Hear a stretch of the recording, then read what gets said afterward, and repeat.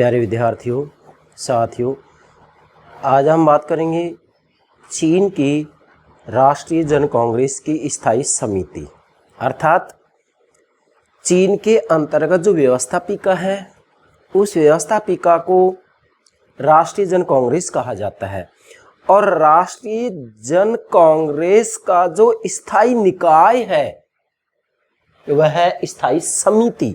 तो आज का हमारा लेक्चर किस पर होगा? स्थायी समिति से संबंधित होगा।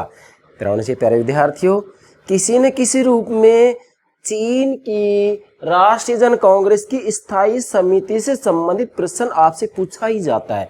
इसलिए मैंने आपसे वायदा किया था पिछले लेक्चर में, जब मैं चीन की व्यवस्थापिका अर्थात राष्ट्रीय जन कांग्रेस को समझा रहा था, तब कहा था कि भाई स्थायी समिति पर मैं अलग से लेक्चर अपलोड करूंगा।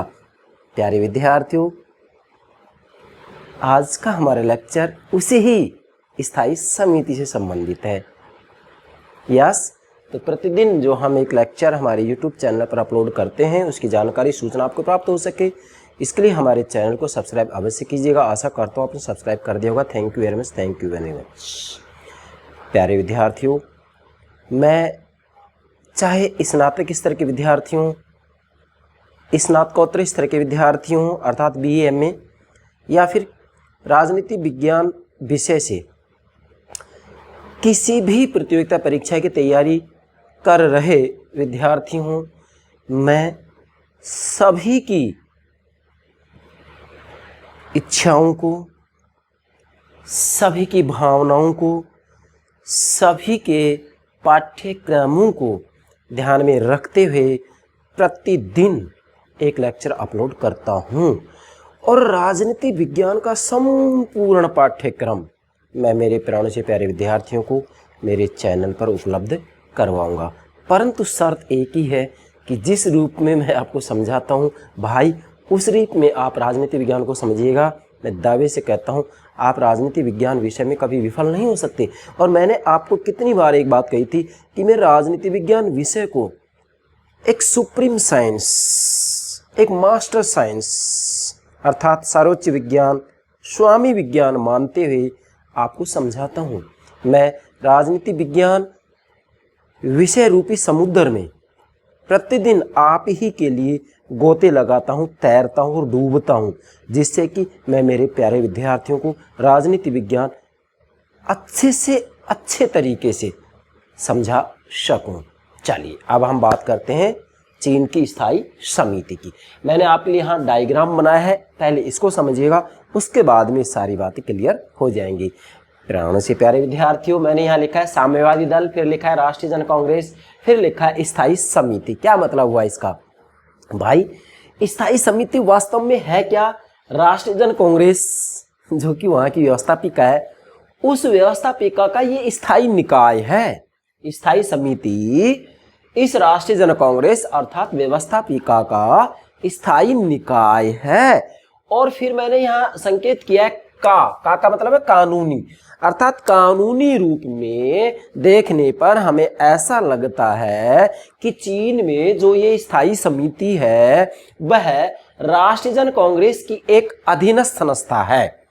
कानूनी रूप में देखने में हमें ऐसा लगता है, परंतु व्यवहारिक रूप में देखने पर हमें कुछ अलग ही बात दिखाई देती है। वह बात यह दिखाई देती है कि स्थायी समिति राष्ट्रीय जन कांग्रेस की सहायक अधीन संस्था नहीं है, नो, बल्कि स्थायी समिति आज राष्ट्रीय जन कांग्रेस की एक स्थानापन्न संस्था बन गई है। स्थानापन्न संस्था का मतलब यह है कि वास्तव में राष्ट्रीय जन कांग्रेस के द्वारा जो निर्णय लिए जाते हैं, सच्चाई ये है कि स्थायी समिति जो निर्णय लेती है उन निर्णयों को राष्ट्रीय जन कांग्रेस स्वीकार करती है।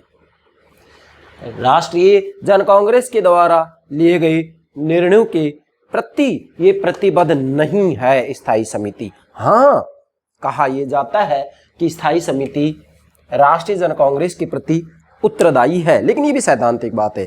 परंतु व्यवहार में स्थिति यह है कि स्थायी समिति साम्यवादी दल के प्रति उत्तरदायी है। मैंने यहाँ लिखा व्यवहार, मतलब व्यवहार में आप पूरा भी लिख सकते हैं। व्यवहार में स्थायी समिति साम्यवादी दल के निर्देशों का अनुकरण करती है। क्या कहा मैंने? व्यवहार में स्थायी समिति साम्यवादी दल के निर्देशों का अनुकरण करती है और राष्ट्रीय जन कांग्रेस की ये स्थानापन्न संस्था बन गई है। राष्ट्रीय जन कांग्रेस के शक्तियों का व्यवहार में प्रयोग स्थायी समिति ही करती है। राष्ट्रीय जन कांग्रेस एक व्यवस्थापिका है। सैद्धांतिक रूप में देखने पर लगता है कि स्थायी समिति इसके अधीन है, सहायक संस्था है, लेकिन व्यवहार में देखने पर स्थायी समिति राष्ट्रीय जन कांग्रेस की स्थानापन्न संस्था बन गई है। मतलब इनकी शक्तियों का प्रयोग स्थायी समिति करती है। इनकी मतलब राष्ट्रीय जन कांग्रेस मतलब व्यवस्थापिका की शक्तियों का प्रयोग व्यवहार में स्थायी समिति करती है, इसलिए इसे व्यवहार में स्थानापन्न संस्था कहा जाता है। यह एग्जाम पूछा जा सकता है। क्या कहा जाता है? स्थायी समिति को व्यवहार में स्थानापन्न संस्था कहा जाता है। मतलब राष्ट्रीय जन कांग्रेस की शक्तियों का व्यवहार में प्रयोग स्थायी समिति करती है, परंतु यह भी ध्यान रखना है कि स्थायी समिति को वैसे तो सिद्धांत में कहा जाता है कि स्थायी समिति राष्ट्रीय जन कांग्रेस की प्रति उत्तरदायी होगी, लेकिन व्यवहारिक स्थिति यह है कि स्थायी समिति साम्यवादी दल के निर्देशों का अनुकरण करती है। ऐसा होगा भी। क्यों? क्योंकि चीन की जो राज्य व्यवस्था है, वहाँ का जो पॉलिटिकल सिस्टम है, मैं आपको थोड़ा डिटेल समझाता हूँ, इसके बाद में सारी बातें क्लियर हो जाएंगी। भाई, चीन की शासन व्यवस्था को सर्वाधिकारवादी शासन प्रणाली कहा जाता है। ऐसा क्यों? क्योंकि वहाँ वन पार्टी सिस्टम है, एक दलीय व्यवस्था है और उस दल का नाम है साम्यवादी दल। तो साम्यवादी दल ही सर्वे सर्वा है। इसके लिए मैंने दूसरा डायग्राम बनाया यहाँ 1 2 3। ये इसका मतलब ये है कि सरकार के 3 जो अंग होते हैं, लिखे व्यवस्थापिका, कार्यपालिका और न्यायपालिका। मैंने थोड़ा संक्षेप में लिखा है, कोई बात नहीं, मैं बोल रहा हूँ। 1 2 3 सरकार के 3 अंग होते हैं। मैं थोड़ा बता रहा हूँ यहाँ। राज्य की इच्छा के व्यक्ति सरकार में होती है, सरकार के 3 अंग होते हैं, व्यवस्थापिका, कार्यपालिका, न्यायपालिका। परंतु चीन के अंतर्गत स्थिति ये है कि व्यवस्थापिका, कार्यपालिका और न्यायपालिका मतलब ये राष्ट्रीय जन कांग्रेस भी, वहाँ की कार्यपालिका राज्य परिषद है। वहाँ की कार्यपालिका का नाम क्या है? राज्य परिषद है। चीन की कार्यपालिका राज्य परिषद है। तो राष्ट्रीय जन कांग्रेस भी, राज्य परिषद भी और न्यायपालिका भी, मतलब वहाँ पर सर्वोच्च जन न्यायालय है इसका नाम, न्यायालय का, न्यायपालिका का सर्वोच्च जन न्यायालय। ये तीनों ही सरकार के अंग साम्यवादी दल की अधीनता में काम करते हैं। अर्थात चीन के अंतर्गत सरकार के तीनों ही अंग साम्यवादी दल के नियंत्रण में और साम्यवादी दल के निर्देशक के अंतर्गत कार्य करती हैं। व्यवस्थापिका, कार्यपालिका का निर्देशक साम्यवादी दल है। व्यवस्थापिका, कार्यपालिका, न्यायपालिका का नियंत्रक साम्यवादी दल है। ये व्यवहारिक स्थिति है। संविधान में चाहे राष्ट्रीय जन कांग्रेस को राज्य शक्ति का सर्वोच्च अंग कहा गया हो कि कानून बनाने वाली ये सर्वोच्च संस्था है, लेकिन ये केवल संविधान के पृष्ठों की बात है, ये केवल दिखावा मात्र है। व्यवहार में स्थिति ये है चीन में कि साम्यवादी दल ही सर्वे सर्वा है। मैं इससे ज्यादा और क्या कहूंगा आपको कि व्यवस्थापिका, कार्यपालिका, न्यायपालिका ये तीनों ही साम्यवादी दल के निर्देशन में काम करते हैं। ये तीनों ही सरकार के अंग साम्यवादी दल के नियंत्रण में काम करते हैं। और क्या कहूँ इससे ज्यादा मैंने बहुत महत्वपूर्ण बात बता दी भाई। इस बात को ध्यान में रखते हुए आप पूरे चीन के संविधान का अध्ययन कर सकते हैं। कंप्लीट बात आ गई इसमें। मैं ये कह रहा हूँ कि ये बातें समझने के बाद में बचा ही क्या है। ये तो आपकी सुविधा के लिए मुझे नोट करना पड़ता है और बिंदु रूप में चलना पड़ता है, परंतु यदि समझाने की बात आए तो इतने से में ही चीन का संपूर्ण संविधान आ जाता है भाई। इससे बाहर कुछ है ही नहीं। आप, मैं दावे से कहता हूँ, पूरे चीन का संविधान को समझिएगा, आप किताबों का अध्ययन कीजिएगा। मैंने केवल ये जो बात बताई, इससे बाहर कुछ नहीं है, सब कुछ आ गया इसमें। क्योंकि मूल जो है ना चीन की राज्य व्यवस्था वो ये है कि साम्यवादी दल सर्वे सर्वा है, वहां व्यवस्थापिका, कार्यपालिका, न्यायपालिका साम्यवादी दल के नियंत्रण में काम करती हैं। समझ गए ना? अब इसकी व्याख्या करने की जरूरत नहीं मुझे। भाई व्यवस्थापिका मतलब राष्ट्रीय जन कांग्रेस कैसे कानून बनाएगी, साम्यवादी दल तय करेगा। कार्यपालिका मतलब राज्य परिषद कानून की क्रियान्वित कैसे करेगी, साम्यवादी दल तय करेगा।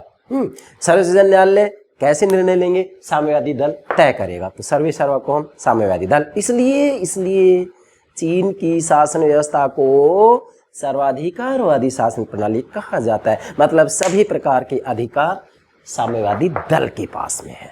इसलिए कहा जाता है कि चीन की शासन व्यवस्था लोकतांत्रिक नहीं कहा जा सकता है। क्यों?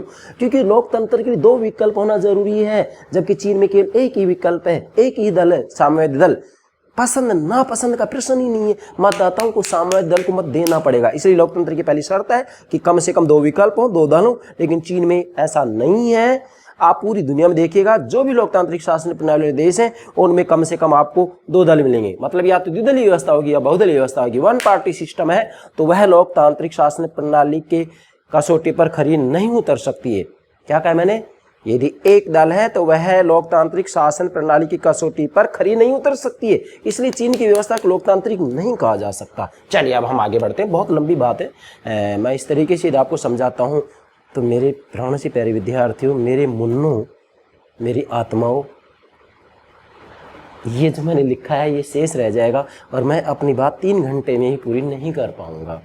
क्योंकि मैंने लगभग 25 वर्ष तक जब महाविद्यालय के अंतर्गत पढ़ाया तो वहाँ देखा कि विद्यार्थियों को उस रूप में राजनीति विज्ञान नहीं समझाया जा सकता है जिस रूप में समझाया जाना चाहिए। नहीं समझाते हैं।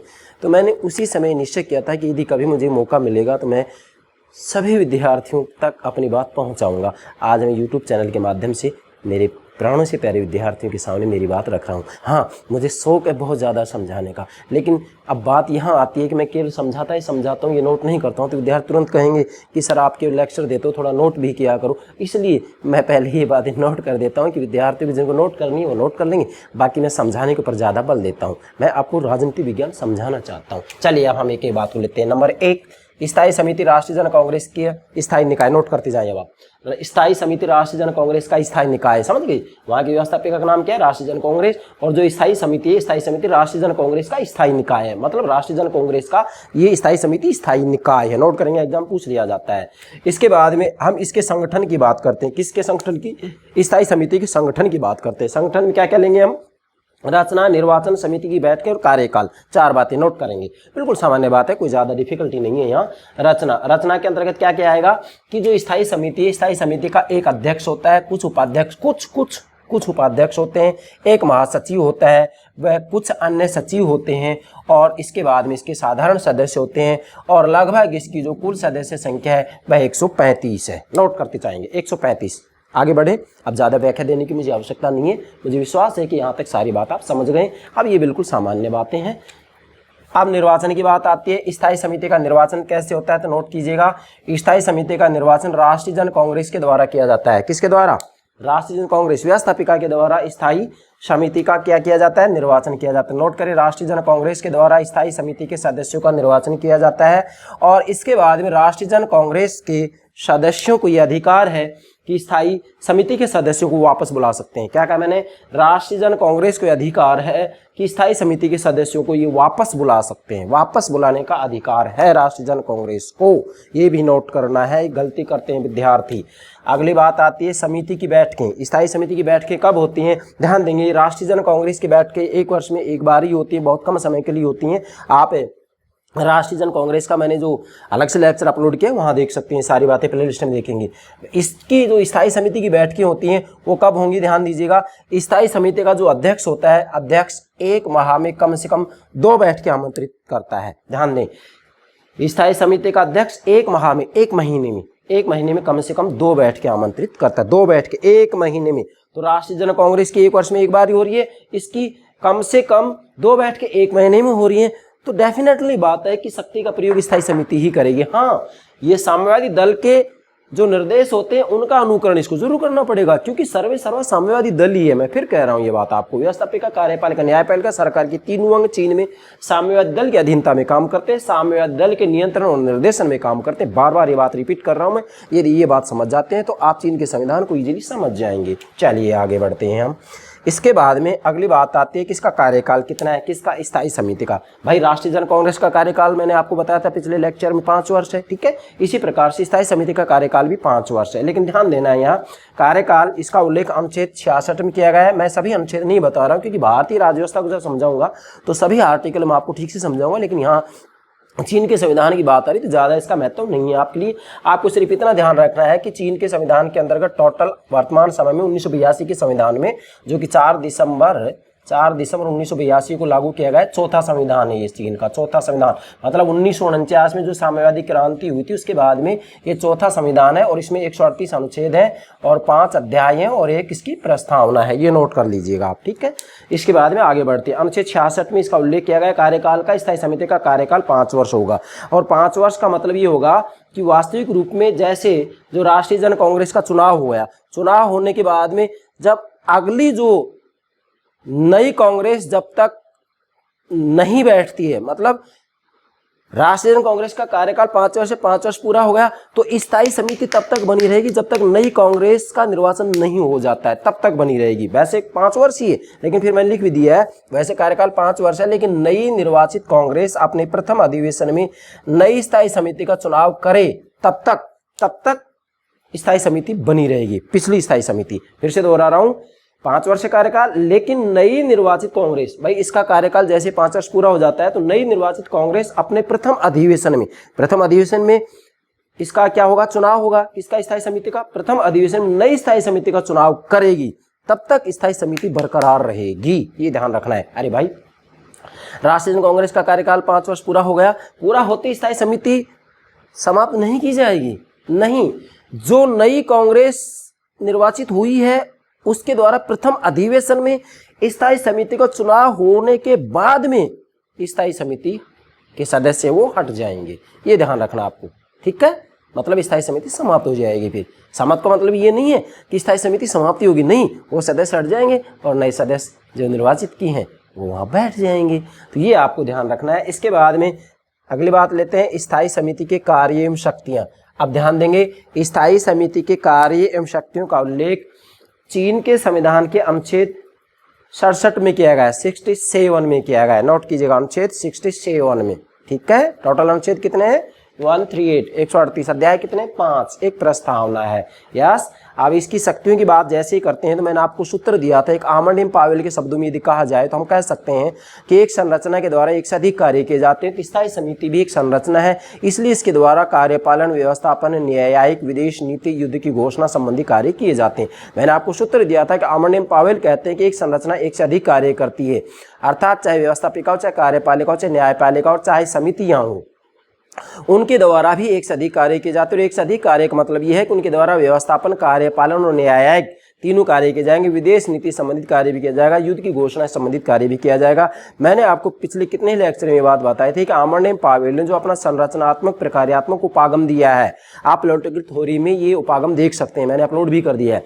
तो आमंड पावेल ने जो संरचनात्मक प्रकार्यात्मक उपागम दिया है उसमें स्पष्ट रूप में कहा है कि एक संरचना एक से अधिक कार्य करती है, और इसको इन्होंने आमंड पावेल ने बहुप्रकार्यात्मक सिद्धांत का नाम दिया था। किसका नाम दिया था, बहुप्रकार्यात्मक सिद्धांत का नाम दिया था। मतलब एक संरचना एक से अधिक कार्य करती है, और संरचना का मतलब है व्यवस्थापिका, कार्यपालिका और न्यायपालिका, और चाहे सरकार के तीनों ही अंग केवल एक एक काम नहीं करते हैं कि भी व्यवस्थापिका केवल कानून बनाएगी, कार्यपालिका केवल कानूनों को लागू करेगी और न्यायपालिका केवल न्यायिक निर्णय लेगी, नहीं नहीं नहीं नहीं, ये सरकार के तीनों ही अंग एक से अधिक काम करते हैं। ये आपके सामने आप देखिएगा 7 बिंदु मैंने लिखा है। तो स्थायी समिति तो एक ही काम करे, लेकिन आपके सामने ही कितने ही कार्य हो सकते हैं, इसको प्राप्त कितने कार्य किए जाते हैं इसके द्वारा। तो डेफिनेटली ये बात आमंड पावेल के आधार पर कही जा सकती है। पहला जो इसका कार्य और शक्ति वह है संविधान संबंधी शक्ति एवं कार्य। देखिएगा चीन के अंतर्गत जो राष्ट्रीय जन कांग्रेस का स्थायी निकाय है, जिस स्थायी समिति कहा जाता है, इसके द्वारा संविधान संबंधी कार्य एवं शक्तियां, मतलब इसको शक्तियां प्राप्त और इसके द्वारा ये कार्य किए जाते हैं। संविधान संबंधी जो कार्य किए जाते हैं, क्या किए जाते हैं कि जो स्थायी समिति है वास्तविक रूप में संविधान की व्याख्या करती है, और इसी के साथ में स्थायी समिति यह भी देखती है कि वास्तविक रूप में जो कानून बनाए गए हैं उन कानूनों की क्रियान्विति भी ठीक से की जा रही है या नहीं। मतलब मूलतः संविधान की व्याख्या से संबंधित जो कार्य किया जाता है स्थायी समिति के द्वारा किया जाता है। और इसी के साथ में संविधान संशोधन के अंतर्गत भी इसकी किसी न किसी की भूमिका होती है। जब राष्ट्रीय जन कांग्रेस सत्र में नहीं होती है, अधिवेशन में नहीं होती है, तो उस समय स्थायी समिति का यहाँ महत्वपूर्ण रोल होता है। इसी के साथ में स्थायी समिति के द्वारा वास्तविक रूप में संविधान में संशोधन से संबंधित जो प्रस्ताव होता है वह भी राष्ट्रीय जन कांग्रेस के सामने प्रस्तुत किया जाता है। ये अधिकार स्थायी समिति को प्राप्त है। अब बहुत लंबी बात है, लेकिन इतना डिटेल्स लेंगे तो ये लगभग 1.5 घंटे में बात पूरी नहीं होगी, इसलिए मैंने संक्षेप में आपको संकेत कर दिया। दूसरा है विधायी शक्तियाँ।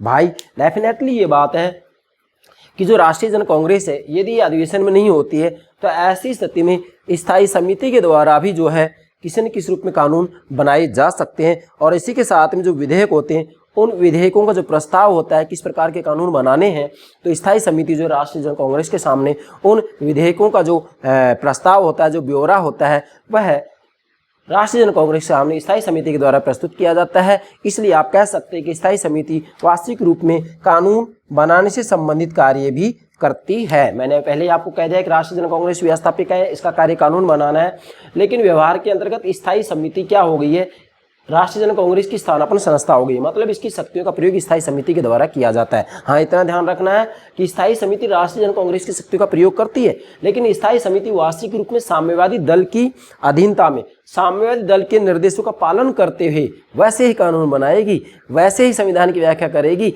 वैसे ही उसी रूप में विदेश नीति संबंधित कार्य, युद्ध की घोषणा संबंधित कार्यों स्थायी समिति वैसे ही करेगी, वैसे ही निर्णय लेगी जैसा साम्यवादी दल चाहेगा। मैं बार बार ये बात रिपीट कर रहा हूँ। आगे तीसरा है बजट और राष्ट्र के आर्थिक और सामाजिक विकास संबंधी शक्तियां। ध्यान देंगे, जब राष्ट्रीय जन कांग्रेस अधिवेशन में नहीं होती है तो उस स्थिति में वास्तविक रूप में स्थायी समिति के द्वारा बजट, आय और व्यय का जो ब्यौरा होता है उसे बजट कहते हैं। तो बजट और राष्ट्र के आर्थिक और सामाजिक विकास से संबंधित कार्य किए जाते हैं, लेकिन विशेषकर कब किए जाते हैं, ये तब किए जाते हैं जब राष्ट्रीय जन कांग्रेस अधिवेशन में नहीं होती है। और वैसे भी देखा जाए तो राष्ट्रीय जन कांग्रेस का अधिवेशन वर्ष में एक बार ही होता है, तो डेफिनेटली ये स्थायी समिति का अधिवेशन एक माह में कम से कम 2 बार आमंत्रित किया जाएगा। ये मैंने यहाँ नोट भी कर दिया है कि स्थायी समिति का अध्यक्ष होता है, एक माह में कम से कम 2 बैठकें आमंत्रित करता है, तो इसकी बैठकें ज़्यादा होती हैं। तो डेफिनेटली प्रत्येक क्षेत्र के अंतर्गत शक्ति का प्रयोग स्थायी समिति करेगी। लेकिन फिर से कह रहा हूँ कि स्थायी समिति शक्ति का प्रयोग तो करेगी, लेकिन साम्यवादी दल के निर्देशों का अनुकरण करते हुए करेगी। इसलिए मैंने ये डायग्राम यहाँ बनाया कि इसके माध्यम से आप समझ सकते हैं। चौथा है निरीक्षणात्मक शक्तियां। देखिएगा, स्थायी समिति वास्तविक रूप में निरीक्षण संबंधित कार्य भी करती है। एक किसका निरीक्षण करती है भाई, जो स्थायी समिति होती है वह केंद्रीय सैनिक आयोग, राज्य परिषद, आप नोट भी कर सकते हैं, केंद्रीय सैनिक आयोग, राज्य परिषद जो कि कार्यपालिका का नाम है राज्य परिषद, इनके कार्यों की, और इसी के साथ में सर्वोच्च जन न्यायालय के कार्यों का निरीक्षण करती है। नोट कीजिएगा, ठीक है, तीनों बातें क्लियर हो गई। तो नोट कीजिएगा, निरीक्षणात्मक शक्तियां, ये निरीक्षण की शक्ति भी से प्राप्त है। लेकिन फिर से कह रहा हूं मैं कि स्थायी समिति भी जब केंद्रीय सैनिक आयोग, राज्य परिषद वहां की कार्यपालिका का नाम है, केंद्रीय सैनिक आयोग, राज्य परिषद और सर्वोच्च जन न्यायालय के कार्यों का निरीक्षण करती है। कौन? स्थायी समिति। तो निरीक्षण भी उसी अनुरूप करेगी जिस अनुरूप साम्यवादी दल कहेगा। साम्यवादी दल जैसा चाहेगा उसी अनुरूप ये निरीक्षण करेगी स्थायी समिति में। बार बार कर रही हूँ बात, सर्वा साम्यवादी दल ही है। ये जो बातें मैंने नोट की हैं ये केवल संविधान के पृष्ठों की बात है, सैद्धांतिक बात है। व्यवहारिक स्थिति तो ये है चीन में कि साम्यवादी दल ही सब कुछ है। साम्यवादी दल के निर्देशन में ही वहां पर वास्तविक रूप में राज व्यवस्था का, शासन का संचालन किया जाता है। बस इतना ध्यान रखेंगे। अच्छा, पांचवा है नियुक्तियां संबंधी शक्तियों कार्य। अब ध्यान देंगे, यहाँ जब राष्ट्रीय जन कांग्रेस अधिवेशन में नहीं होती है तो उस समय स्थायी समिति प्रधानमंत्री के परामर्श से विभिन्न विभागों के मंत्रियों, मंत्रालयों के सदस्यों की नियुक्तियां करती है। बस इतना ही ध्यान देंगे, बाकी और भी बहुत है, लेकिन ये महत्वपूर्ण बात है। ठीक है भाई, नियुक्तियां संबंधी। छठा है विदेशी मामलों से संबंधित शक्ति व कार्य। अब ध्यान देंगे, विदेशी मामलों से संबंधित शक्तियां व कार्य वास्तविक रूप के अंतर्गत जो स्थायी समिति होती है वह राजदूतों की नियुक्ति से संबंधित कार्य करती है। इसी के साथ में अन्य देशों से जो संधियां की जाती हैं उन संधियों के अनुसमर्थन से संबंधित कार्य भी स्थायी समिति के द्वारा किया जाता है। इसलिए आप इसको वैसे भी लिख सकते हैं, विदेश नीति से संबंधित कार्य, ऐसे भी कह सकते हैं। परंतु आप नोट करेंगे विदेशी मामलों से संबंधित शक्तियां व कार्य, ये संविधान के अंतर्गत इसको शक्ति दी गई है। ठीक है, और इसके बाद में सातवां बिंदु माना मैंने अन्य शक्तियां एवं कार्य। आप इसको अन्य में लेंगे तो नंबर 1 उपाधियों एवं श्रेणियों संबंधी कार्य शक्तियां, अर्थात स्थायी समिति के द्वारा किनको क्या क्या सम्मान दिया जाना है, क्या उपाधियां दी जानी है, क्या उपाधियां दी जानी है, उनका क्या श्रेणीकरण करना है, ये सभी जो कार्य है स्थायी समिति के द्वारा किया जाता है। इसके बाद में इस अन्य के अंतर्गत दूसरा लिखेंगे विशेष क्षमादान। वास्तविक रूप के अंतर्गत जो स्थायी समिति होती है वह क्षमादान से संबंधित कार्य भी करती है। वैसे यह जो अधिकार है वह राष्ट्रपति को दिया गया है, लेकिन स्थायी समिति का रोल इसमें बहुत ज़्यादा होता है। इसके बाद में इसमें तीसरा है युद्ध की घोषणा की शक्ति। वास्तविक रूप के अंतर्गत देखा जाए, मतलब व्यवहार की बात आ रही है, व्यवहार के अंतर्गत जो युद्ध की घोषणा की जाती है वह भी किसी न किसी रूप में स्थायी समिति का रोल होता है। लेकिन जैसे स्थायी समिति के रोल की बात आती है, जैसे स्थायी समिति के कार्य की बात आती है कि भाई युद्ध की घोषणा का अधिकार शक्ति स्थायी समिति को दिया गया, लेकिन क्या स्थायी समिति युद्ध की घोषणा कर सकती है साम्यवादी दल की अनुमति के बिना? जी नहीं, साम्यवादी दल चाहेगा वो ही स्थायी समिति निर्णय लेगी। मैं बार बार ये बात बोल रहा हूँ। चलिए अगला है, चौथा है इसमें लामबंदी संबंधी शक्तियां। देखिएगा स्थायी समिति को आंशिक और सामान्य लामबंदी संबंधी शक्तियां भी प्राप्त हैं। और पांचवा है आपात स्थिति लागू करने का अधिकार। अब ध्यान दीजिएगा, यहाँ आपात स्थिति लागू करने का अधिकार ये वास्तविक रूप में चीन के संविधान में जो चौथा संशोधन किया गया था, क्या जो चौथा संशोधन किया गया था, मैं सभी संशोधन की बात नहीं कर रहा हूँ, भारतीय राज्य व्यवस्था में सब बात बताऊंगा। चौथा संशोधन किया गया था, उसके अंतर्गत वास्तविक रूप में यहाँ स्थायी समिति को आपात स्थिति लागू करने का अधिकार दिया गया था। ठीक है, और इसके बाद में इसका जो छठा है, इसी के अंतर्गत सातवें में कांग्रेस द्वारा सौंपी गई सत्यम कार्य। स्थायी समिति वास्तविक रूप में उन सभी शक्तियों का प्रयोग करती है जो कि राष्ट्रीय जन कांग्रेस के द्वारा स्थायी समिति को सौंपी जाती है, फिर वो चाहे कोई भी क्यों ना हो। क्लियर। इसके बाद में स्थायी समिति का मूल्यांकन करते हैं। स्थायी समिति का मूल्यांकन की एक्चुअल पोजीशन क्या है, व्यवहारिक स्थिति क्या है। व्यवहारिक स्थिति में ये तो स्पष्ट मैंने कर दिया है कि राष्ट्रीय जन कांग्रेस जो कि कानून बनाने वाली संस्था है, व्यवस्थापिका है, और जो ये स्थायी समिति है वह कानून रूप में देखने पर, सैद्धांतिक रूप में देखने पर ऐसा लगता है कि भाई स्थायी समिति राष्ट्रीय जन कांग्रेस के अधीन है, इसकी सहायक संस्था है। लेकिन जैसे व्यवहारिक स्थिति देखते हैं हम, जैसे व्यवहारिक स्थिति देखते हैं, एक्चुअल पोजीशन देखते हैं, वास्तविक स्थिति देखते हैं, तो स्थायी समिति राष्ट्रीय जन कांग्रेस की स्थानापन्न संस्था बन गई। मतलब वास्तविक राष्ट्रीय जन कांग्रेस की जो शक्तियां, उन सभी शक्तियों का प्रयोग व्यवहार में स्थायी समिति करती है, इसलिए इसको स्थानापन्न संस्था कहा जाता है। इसकी व्यवहारिक स्थिति, इसका मूल्यांकन है। परंतु इसका मतलब ये नहीं है कि स्थायी समिति सब कुछ है, जी नहीं। स्थायी समिति के द्वारा भी जो कार्य किए जाते हैं, जिन शक्तियों का प्रयोग किया जाता है, वह साम्यवादी दल की अधीनता में रहते हुए, साम्यवादी दल के निर्देशन में, साम्यवादी दल के नियंत्रण में रहते हुए ही स्थायी समिति अपने अधिकारों का प्रयोग करती है और कार्य करती है। बार बार ये बात मैंने आपको बताई। चलिएगा, नोट कीजिएगा। मूल्यांकन में लिखे आप पहले तो एक अनोखी संस्था है। स्थायी समिति वास्तविक रूप में एक अनोखी संस्था है। चीन के संविधान के अंतर्गत स्थायी समिति एक अनोखी संस्था है। क्यों? क्योंकि राष्ट्रीय जन कांग्रेस की एक स्थायी निकाय है। फिर मैंने आगे लिखा है राष्ट्रीय जन कांग्रेस से अधिक शक्तिशाली के कारण, अर्थात जो स्थायी समिति है वह राष्ट्रीय जन कांग्रेस से अधिक शक्तिशाली क्यों है, क्यों बन गई है, व्यवहार में शक्तिशाली है आज ये, क्यों बन गई है, ध्यान दें। पहला बिंदु लिखिएगा यहाँ पर आप, नंबर 1 सदस्य संख्या, अर्थात राष्ट्रीय जन कांग्रेस की जो सदस्य संख्या है वह 3000 के लगभग है। तो बहुत ज़्यादा सदस्य संख्या है। यहाँ पर ठीक या उचित रूप में तर्कसंगत तरीके से वाद विवाद नहीं हो सकता है। कहाँ? सदस्य संख्या ज़्यादा है और इसकी सदस्य संख्या लगभग 135 है, 135। तो यहाँ पर ठीक तरीके से वाद विवाद किया जा सकता है। फिर इसका अधिवेशन 1 वर्ष में 1 बार, इसका अधिवेशन 1 माह में 2 बार हो रहा है, तो डेफिनेटली स्थायी समिति शक्तियों का प्रयोग करेगी। फिर मैंने दूसरा लिखा है, दूसरा लिखे कांग्रेस के, यानी कि कांग्रेस के बारे में संविधान में कुछ अधिकार सौंपे हैं। अब ध्यान देंगे, कांग्रेस के बारे में संविधान ने कुछ अधिकार सौंपे हैं। मतलब जो राष्ट्रीय जन कांग्रेस है, इसके संदर्भ में संविधान ने स्थायी समिति को कुछ शक्तियां दी हैं, जिसके कारण स्थायी समिति शक्तिशाली बन जाती है। क्या क्या शक्ति दी है मैंने लिखा, जैसे अधिवेशन आमंत्रित करना, मतलब स्थायी समिति राष्ट्रीय जन कांग्रेस के अधिवेशन जब चाहे तब आमंत्रित कर सकती है, तो स्थायी समिति शक्तिशाली हो गई। फिर लिखा है मैंने कार्यकाल बढ़ा सकती है, अर्थात स्थायी समिति यदि चाहे तो राष्ट्रीय जन कांग्रेस का कार्यकाल 5 वर्ष है, लेकिन स्थायी समिति राष्ट्रीय जन कांग्रेस के कार्यकाल को बढ़ा सकती है, इसलिए भी जो है स्थायी समिति शक्तिशाली बन गई है।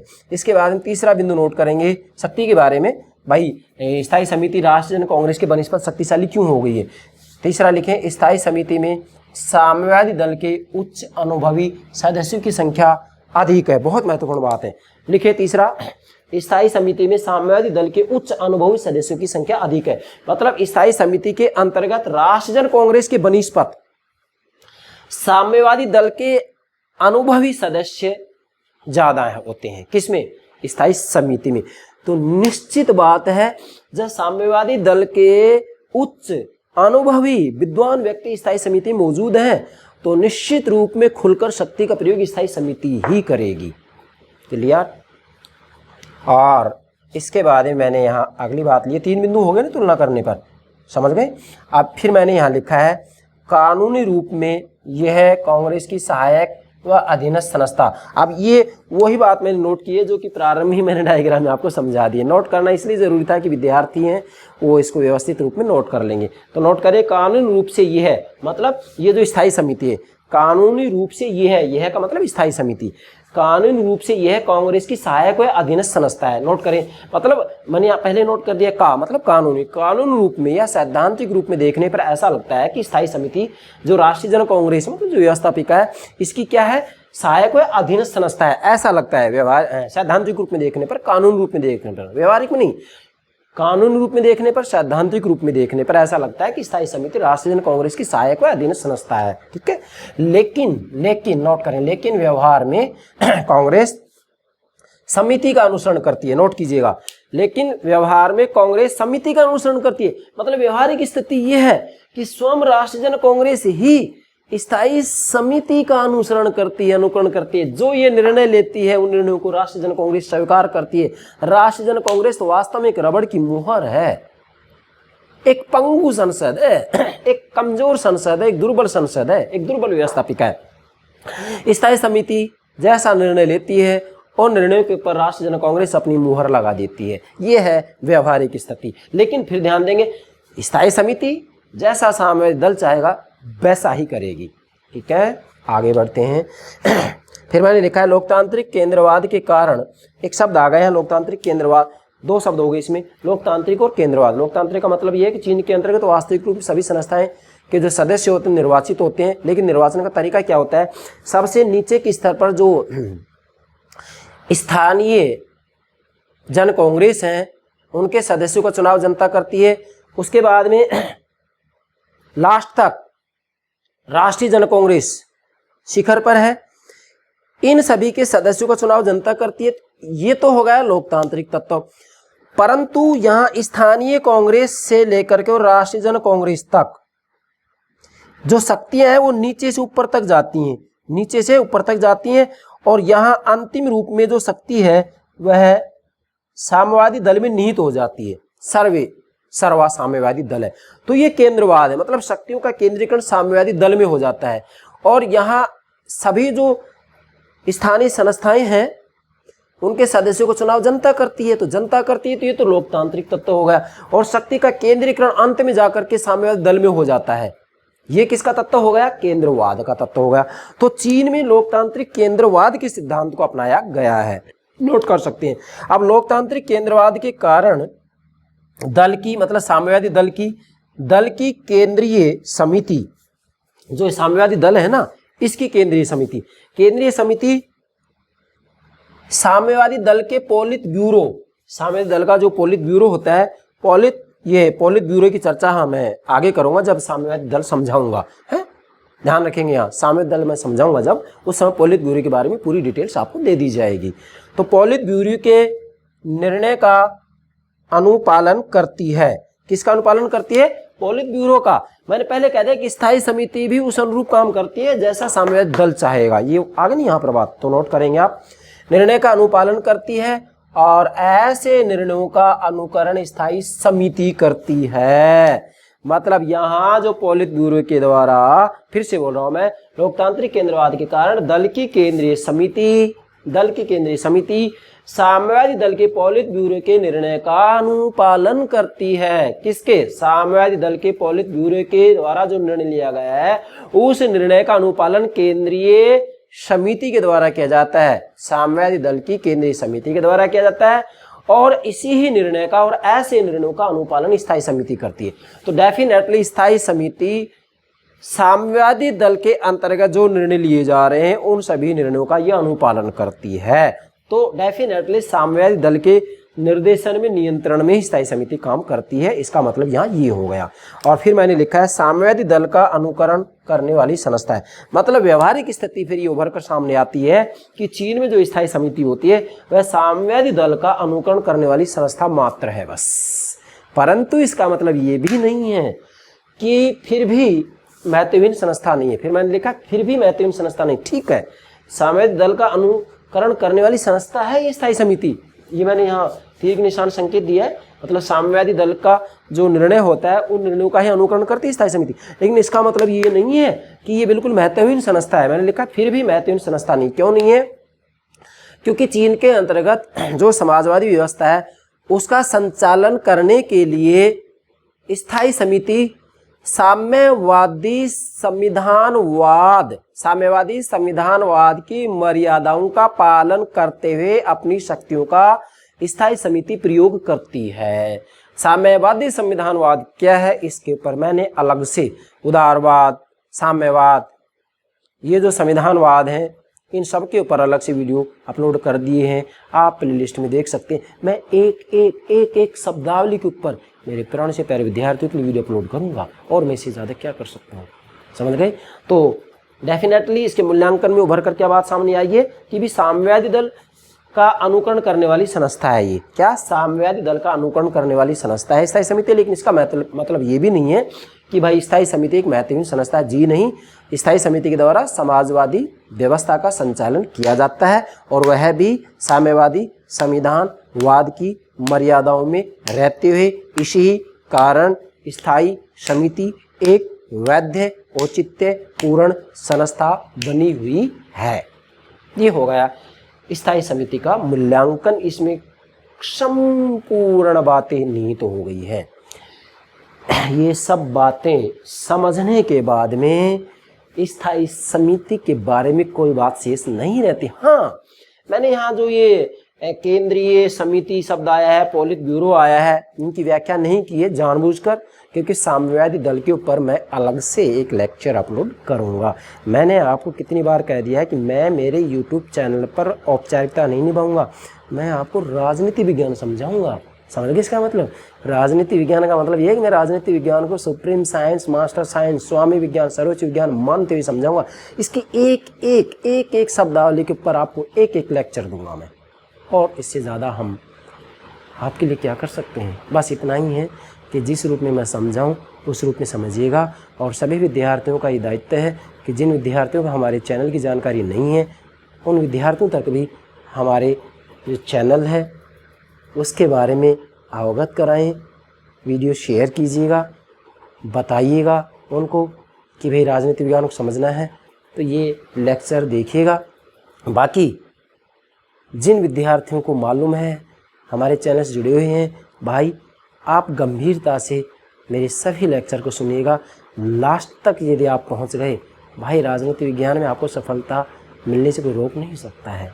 यस, तो पिरानों से प्यारे विद्यार्थी, चीन की राष्ट्रीय जन कांग्रेस की स्थायी समिति आप ठीक से समझ गए होंगे, मुझे पूरा विश्वास है। Okay, thank you very much.